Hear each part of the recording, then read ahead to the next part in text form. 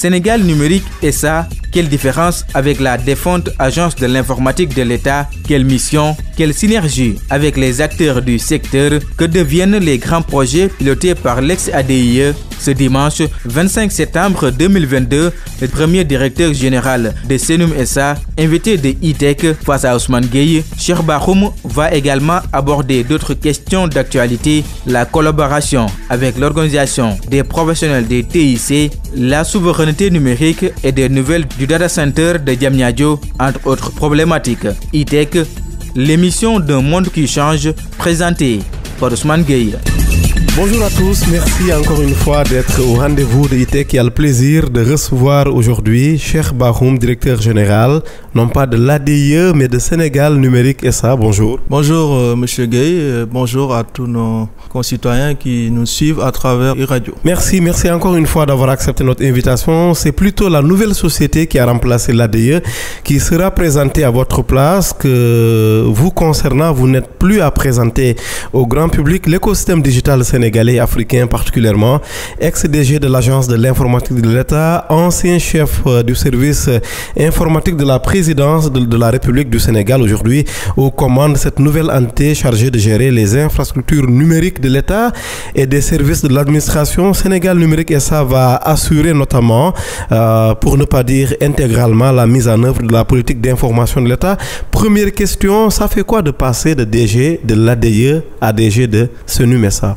Alors c'est une continuité, mais également c'est un moment important pour notre pays qui aujourd'hui a décidé de transformer l'agence d'exécution qui était chargée de mettre en œuvre la politique numérique définie par le chef de l'État, de transformer cette agence en société. Donc une société nationale de droit privé qui est aujourd'hui non seulement chargée de faire en tout cas les missions qui étaient dévolues à l'ADIE, mais également de contribuer à développer un service commercial dédié aux entités de l'administration, mais aussi au secteur privé national comme international. L'idée, c'est vraiment de développer une nouvelle marque Sénégal Numérique qui devra rayonner au Sénégal, mais également dans la sous-région et au niveau de tout le continent africain. C'est cela notre objectif. Et le chef de l'État nous a donné des indications claires qui permettront d'exporter cette marque dans beaucoup de pays. Nous avons démarré déjà en mettant en place une nouvelle direction chargée du marketing et du commercial, mais également d'une entité spécialement dédiée au partenariat, parce que nous voulons clairement bâtir notre offre de service sur la base d'un partenariat public-privé pour vraiment bâtir une nouvelle offre qui devra adresser le marché sénégalais comme le marché de la sous-région. Donc vraiment beaucoup de défis qui s'offrent à nous et il y a énormément de perspectives et je pense que nous aurons l'occasion de développer tout ça durant notre émission. Oui, notamment cette convention de partenariat qui va arriver la semaine prochaine avec Optic, l'organisation des professionnels des TIC du Sénégal. Nous y reviendrons dans quelques instants, mais pour reparler un peu de Senum SA et du démarrage, je vois que vous ne vous faites pas prier pour enchaîner les conventions. C'est quoi le secret? Senum SA et la princesse que tout le monde veut rencontrer? Oui, tout à fait. Aujourd'hui, nous sommes un acteur majeur dans le secteur du numérique. Nous disposons quand même de ressources informatiques extrêmement importantes, mais également nous sommes aujourd'hui le leader en matière de transformation digitale de nos administrations. Et clairement, beaucoup d'entités veulent travailler avec l'État et Sénégal Numérique SA est la porte d'entrée en matière de digital dans notre pays et plus précisément au niveau de l'administration. Donc clairement, c'est cette position que nous avons et nous avons envie surtout de développer un partenariat gagnant-gagnant avec le secteur privé, ce qui nous permettra d'étendre notre catalogue de services et surtout de pouvoir générer des revenus qui nous permettront de pouvoir rentabiliser tous ces investissements que le président de la République et son gouvernement ont décidé de consentir sur le numérique pour permettre à notre pays de faire des bonds en avant sur le plan économique. Oui, et concrètement, ça va se passer comment maintenant pour la suite? Bien évidemment, on sait que c'est la continuité en quelque sorte de l'ADIE avec tous ces grands projets qui deviennent quoi d'ailleurs, M. Bakhoum? Alors, tous ces grands projets ont permis quand même à notre pays de pouvoir disposer d'infrastructures de dernière génération. Aujourd'hui, notre pays est entièrement couvert en fibre optique. La quasi-totalité des départements sont couverts, mais également nous disposons d'un data center de dernière génération qui permet d'héberger les données de l'État avec une certaine sécurité, avec une certaine qualité en termes de prise en charge de ces services. Mais aussi, nous avons bientôt le câble sous-marin que nous avons déjà mis en place et dont le service devrait démarrer dans les jours qui viennent. C'est aussi toutes ces infrastructures que nous avons mis dans les départements du Sénégal à travers les espaces Sénégal Service qui sont dans tous les départements du Sénégal et qui permettent aux usagers du service public, aux Sénégalais, de pouvoir disposer d'un service de proximité.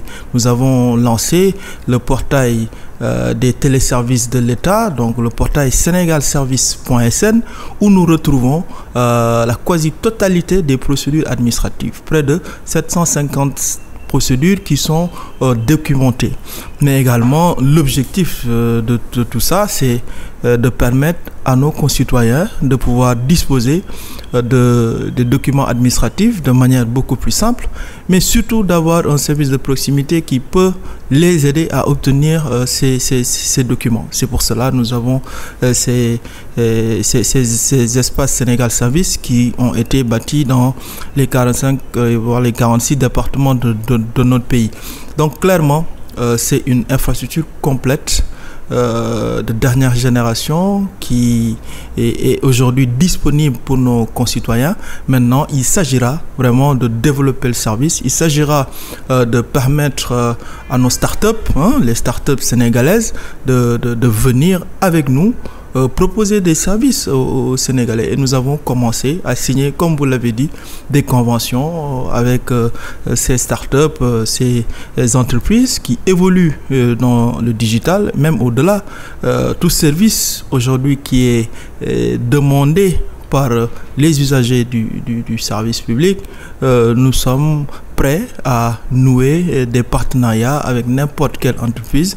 L'essentiel est que son service soit demandé par les usagers. Et je pense que beaucoup d'entités sont en train de venir nous voir et c'est l'occasion pour nous de leur présenter l'offre, parce que notre objectif, c'est que le portail Sénégal Service, en tout cas la plateforme Sénégal Service qui est en format physique à travers les espaces Sénégal Service, mais également en format digital à travers le portail sénégalservice.sn, permet, notre objectif c'est vraiment à ce que le concitoyen puisse en un seul point disposer de n'importe quel service de l'État et même du service en tout cas développé par le secteur privé.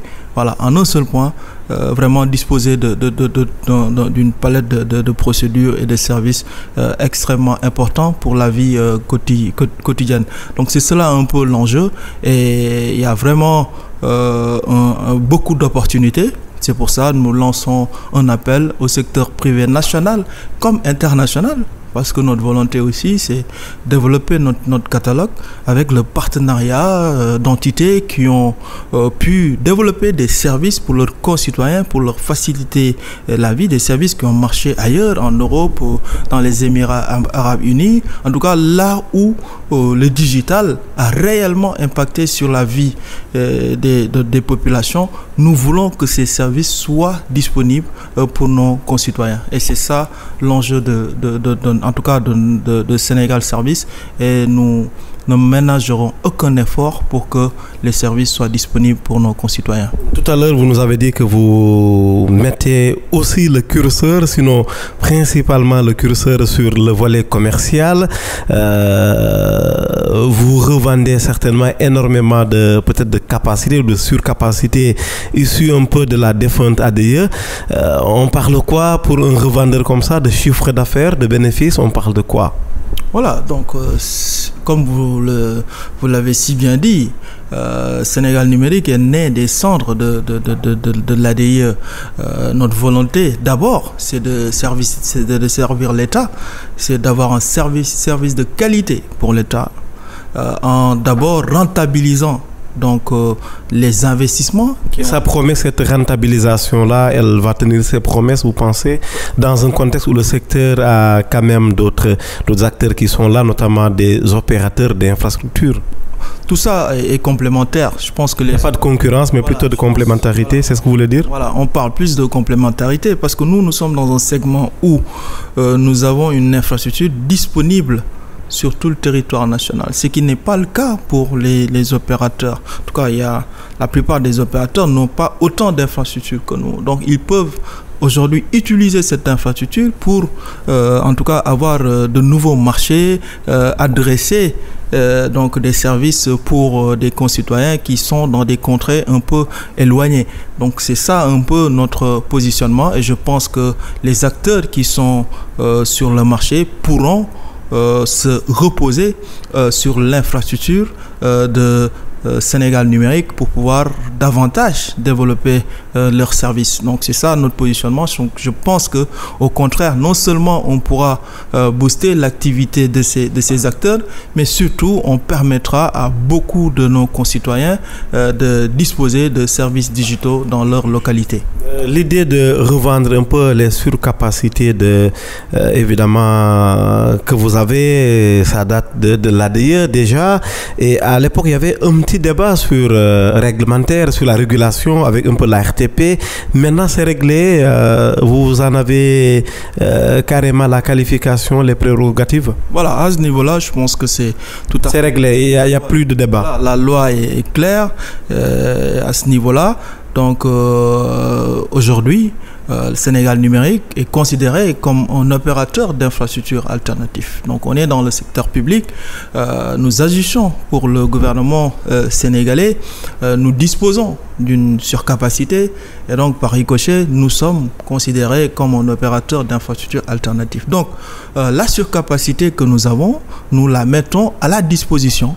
C'est le jeu d'ailleurs, c'est le jeu. Nous la mettons à la disposition des opérateurs titulaires de licence, des fournisseurs d'accès Internet qui ne sont pas supposés avoir de l'infrastructure. Et je pense que cela garantira une équité pour les opérateurs, mais également cela permettra à tout le monde de pouvoir en tout cas commercialiser leurs services partout sur le territoire national.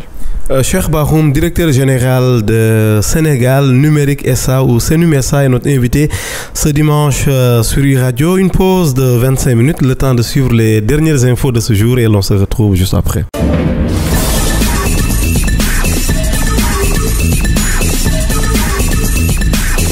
Ancien chef du service informatique de la présidence de la République du Sénégal, ex-directeur général de l'ADIE, l'agence de l'informatique de l'État du Sénégal, qui n'est plus, Cheikh Bakhoum est notre invité ce dimanche sur iRadio. Avec lui, nous faisons un tour large de toute l'actualité du secteur, d'autant plus que ça fait tout de même quelques longs mois depuis que nous ne l'avions plus reçu dans cette émission. La dernière fois, c'était lorsqu'il était venu nous parler de la disparition programmée de l'agence de l'informatique de l'État. Aujourd'hui, Cheikh Bakhoum et son équipe sont devenus de grands revendeurs de surcapacité, justement issus de cette défunte agence de l'informatique de l'État du Sénégal. Mais bien évidemment, les missions qui lui sont confiées aujourd'hui ne s'arrêtent pas là. Et il est de nouveau notre invité ce dimanche sur iRadio pour nous en parler encore. Très rapidement, Cheikh Bakhoum, on le disait dans la première partie. La semaine prochaine, vous allez conclure une convention de partenariat avec Optic, justement le secteur privé numérique, le secteur numérique privé qui se plaint souvent de ne pas être suffisamment impliqué. C'est la preuve que ce n'est pas très exact alors. Alors, tout à fait. Je pense qu'en nous transformant en société nationale, notre premier réflexe, c'était de nous dire que aujourd'hui, nous ne devons pas bâtir notre offre, en tout cas cette offre qui est destinée au marché sénégalais, mais également au marché africain, qu'on ne peut pas se limiter seulement à ce que nous faisons, aux outils que nous avons déjà développés et que nous voudrions forcément revendre. Mais on veut bâtir une offre avec le secteur privé national, avec les startups sénégalaises qui ont aujourd'hui la capacité, en tout cas, de fournir des produits et des services qui peuvent être très demandés, en tout cas avec une valeur ajoutée qui est réelle. Donc, avec la marque Sénégal numérique, cela pourra donner une certaine crédibilité, une certaine force à ces produits et services qui pourront être vendus beaucoup plus facilement au niveau de l'administration de manière générale, parce que les besoins de l'administration sont immenses, mais également en tout cas le marché sénégalais a des besoins réels et nous avons besoin de co-construire donc ces services-là pour nous permettre de pouvoir vraiment gagner un certain nombre de marchés au niveau du Sénégal, mais également pouvoir postuler ensemble au niveau de la sous-région et permettre de pouvoir exporter l'expertise sénégalaise. Donc c'est cela un peu l'enjeu. C'est pour cela nous allons signer cette convention avec Optic, avec des entités précises dans Optic qui ont un savoir-faire réel, avec des solutions claires et clés en main. Et je pense qu'à ce niveau-là, on pourra ensemble, le public comme le privé, développer des choses qui permettront à ce que ce soit vraiment un partenariat gagnant-gagnant, mais également nous pourrons faire grandir pas mal d'entreprises qui ont évolué jusqu'ici sur le marché sénégalais. Parlant plutôt de marché sénégalais et des startups, les acteurs locaux se plaignent souvent, comme on l'a dit tout à l'heure avec Optic, de n'être pas très bien impliqués, notamment quand il s'agit d'octroi de marché sur des projets touchant à notre souveraineté numérique. Est-ce qu'avec Senum SA, il y aura un début de solution, notamment sur le marché de l'état civil? Oui, notamment. Tout à fait. Je pense que sur ce cas de figure, tout simplement, où l'État doit garantir, comme vous dites, la souveraineté digitale, où nos données doivent être vraiment bien sécurisées dans nos data centers, avec une gestion qui soit en tout cas sénégalaise à ce niveau-là. Tout ça fait qu'aujourd'hui, nous avons intérêt à y aller ensemble, parce que au Sénégal numérique a la crédibilité pour gérer les données de l'administration. Donc le secteur privé sénégalais également doit être mis à contribution, et je pense que si on y va ensemble, ça sera plus simple et cette souveraineté digitale sera réellement une réalité pour notre pays. Cheikh Bakhoum, directeur général de Sénégal Numérique SA, est notre invité ce dimanche sur iRadio. Très rapidement, le data center de Diamniadio, le centre des données du Sénégal, donc installé à Diamniadio, ça donne quoi depuis cette actualité-là, depuis l'inauguration par le chef de l'État, Macky Sall? Oui, tout à fait. Le data center aujourd'hui, en tout cas, a commencé à fonctionner. D'abord, l'instruction présidentielle également a été donnée à l'ensemble des ministères de pouvoir aujourd'hui héberger leurs données dans ce data center-là. Et à ce niveau-là, beaucoup d'efforts sont en train d'être faits avec les différentes administrations. On est en contact régulièrement avec les administrations à ce niveau-là, et même au-delà des administrations, des acteurs du privé qui nous font des demandes et on traite au cas par cas. Et aujourd'hui, quand même, il faut se féliciter que le data center a fonctionné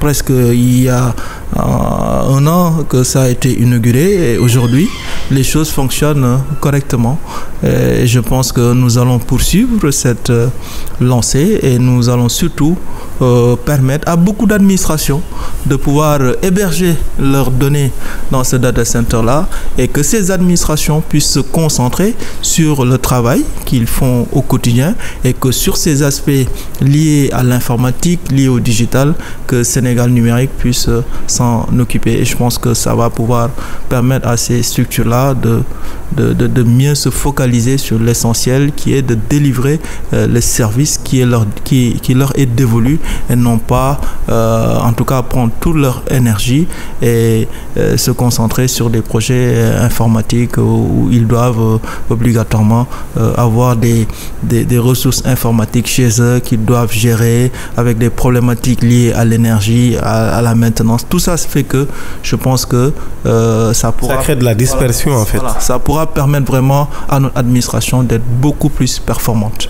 Oui, dans le contexte où à l'occasion de cette inauguration, il a été beaucoup question du rapatriement de nos données, des données qui se trouvent à l'étranger. Ça donne quoi depuis l'époque? Oui, ça a démarré. Beaucoup de structures quand même nous ont déjà saisis pour faire ce rapatriement. Mais quel type de données? Parce qu'on a parlé de données au sens massif du terme, sans peut-être spécifier. Voilà, c'est tous les types de données. Hein. Donc, toutes les administrations aujourd'hui qui avaient des données à l'étranger, aujourd'hui... Quelle administration serait concernée pour mettre un peu, disons, pour être un peu plus concret? Alors, donc là, je ne pourrais pas être très précis sur cette question. Vous comprendrez le pourquoi par rapport à la confidentialité, mais clairement c'est une directive qui est en train d'être prise en charge par l'ensemble des ministères de notre gouvernement, et j'espère qu'avec la mise en place de ce nouveau gouvernement que tout ça va se poursuivre et permettre vraiment à notre pays de garantir cette souveraineté digitale, mais avoir la haute main sur nos données, parce que clairement c'est un enjeu stratégique pour notre pays. Aujourd'hui, la donnée, c'est vraiment la valeur qu'il va falloir que nous gérions, parce que qui gère les données aujourd'hui, c'est le pays qui va véritablement pouvoir anticiper sur en tout cas les problématiques liées au développement, les problématiques même liées à la sécurité, etc. Donc clairement c'est un enjeu que notre gouvernement a vraiment pris au sérieux, et nous sommes en train de tout mettre en œuvre pour que vraiment le Sénégal à ce niveau puisse disposer de son patrimoine informationnel ici et dans notre pays et en toute sécurité. Oui, vous parlez de confidentialité de ces données, on vous croit, mais en même temps, ces données nous échappent, ne serait-ce que géographiquement. Est-ce que ce n'est pas ça le problème? Elles sont confidentielles peut-être pour ceux et celles qui ne les connaissent pas, mais pas pour ceux qui les tiennent peut-être entre leurs mains, qui les détiennent, si vous voulez. Voilà, nous, notre volonté, c'est qu'aujourd'hui, peut-être avant, on n'avait pas toute l'infrastructure qu'il faut pour pouvoir héberger toutes ces données. Aujourd'hui, nous avons l'infrastructure. Le président Macky Sall a bâti les autoroutes de l'information avec la fibre optique. Le président Macky Sall a aussi mis en place le data center de dernière génération. Aujourd'hui, il s'agit de tout simplement que l'ensemble des ministères puissent suivre cette directive et vraiment héberger leurs données dans nos centres de ressources, et permettre à notre pays vraiment à ce niveau-là d'avoir une totale maîtrise de cette, en tout cas de cette gestion extrêmement importante des données des Sénégalais et de l'administration sénégalaise de manière générale. Et ce rapatriement, il se fait comment? Techniquement, on rapatrie comment une donnée? Alors, donc, en général, les données sont... On a besoin de voyager? Non, pas du tout. Donc, c'est des données qui sont dans des data centers au niveau, en tout cas à l'extérieur. Oui. Ça peut être en Europe, en Asie ou en Amérique. Et ces données-là, dès que on a aujourd'hui les accès, le ministère concerné peut décider vraiment de tout rapatrier de manière virtuelle, donc au niveau du centre de ressources donc qui est ici au Sénégal. Donc oui.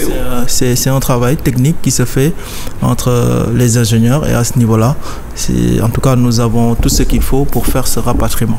Oui, mais comment s'assurer que ces données-là ne sont pas copiées? Parce que, comme on le dit quand on parle du numérique, on peut avoir un seul exemplaire d'un ouvrage et le vendre, disons, à 1000 personnes. Sachant, je rappelle qu'on a toujours le même exemplaire. Comment peut-on s'assurer que ces données qu'on nous restitue, qu'on rapatrie, elles ne sont pas copiées ailleurs? Bon, là, il s'agira de voir les contrats qui ont été signés entre ces structures qui hébergent les données et donc les administrations concernées. Mais aujourd'hui, en tout cas, le pourquoi même on demande ce rapatriement, c'est pour éviter donc cette copie possible par des entités tierces. Donc c'est cela un peu le risque qu'il y a. Donc, mais je comprends en même temps que ce n'est pas simple à travers vos réponses. Je comprends que ce n'est pas simple. C'est pas du simple de s'assurer que clairement celui qui vous héberge ne copie pas vos données. Donc c'est pour cela il faut maintenir nos données au Sénégal. Il faut vraiment s'assurer que ces données-là sont gérées par des entreprises sénégalaises, en tout cas où on est sûr que ces données-là ne pourront pas nous échapper. DG de l'ADIE, aujourd'hui DG de Senum SA, quelle est la mission la plus challengeante? Dernière question. Alors, le challenge que nous avons aujourd'hui, et je change toujours avec mes collaborateurs, c'est de pouvoir aujourd'hui vraiment faire de Sénégal numérique une référence au Sénégal, mais également dans le continent africain en matière de transformation digitale des administrations. C'est ça un peu l'objectif et la vision que nous avons, et nous espérons d'ici quelques années, on ne parlera pas de transformation digitale en Afrique sans pour autant évoquer le nom de Sénégal numérique SA. Ça demandera notamment un référencement, un bon référencement, et certainement vos équipes s'y connaissent. Merci beaucoup, Cheikh Bakhoum. À très bientôt.